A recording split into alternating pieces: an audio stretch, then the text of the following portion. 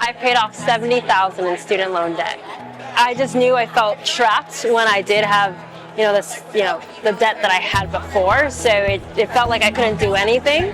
And I actually had a lot of friends that didn't have the same level of debt that I had coming out of undergraduate education. So I felt like I was already in like a different group than them, and so I really had to think differently to tackle that debt.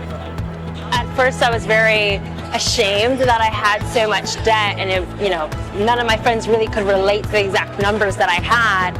And then I felt, well, I want to pay this off. I want to show that it can be done. I want to show that I'm still pursuing my dream job, dream vacation and travel, and the hobbies that I want to pursue while I'm paying off debt. And that led to me creating my website.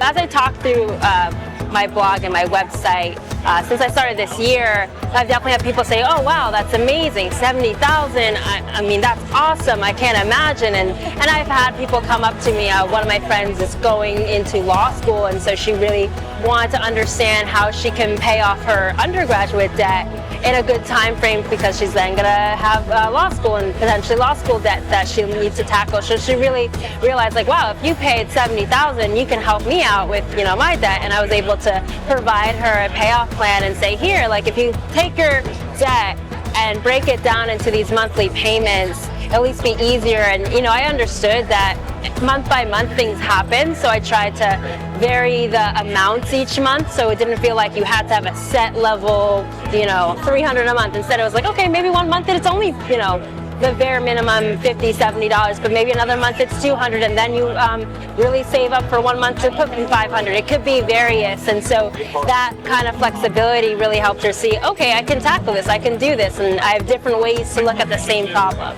My family and I are actually immigrants from Europe, so the Netherlands is a socialist country, never really had to worry about the kind of debt in college that we have to worry about now in the US. And so now, knowing what I know, I would definitely reach out to parents, understanding maybe their own backgrounds, if they've gone to college, or if they've been overseas, and sit them down and say, hey, you need to teach your child, get them to these resources. And that's partly why I have my blog, because they do need to sit down and understand, if you take out this amount of debt, then you will need to pay it back. And I even understood that, but it didn't hit me until that amount. And I think that's what they need to see. Show your child, like, $1,000 a month could be your minimum if you're taking out $100,000. Understand your interest rate and what it's doing, because if you understand how much your debt is growing each month, then you can be armed with the amount that you can put into that to get to that principal. Because that first year or two, really, of me paying off, it was mainly interest, because I didn't understand that interest was building off of interest each month, and if I wasn't going to pay more than a minimum, I would be stuck in that kind of cycle of just paying off new interest rather than principal. Look into investments. So even for myself, I'm really learning that there's more than one way to invest. We think, oh, buy some stocks, or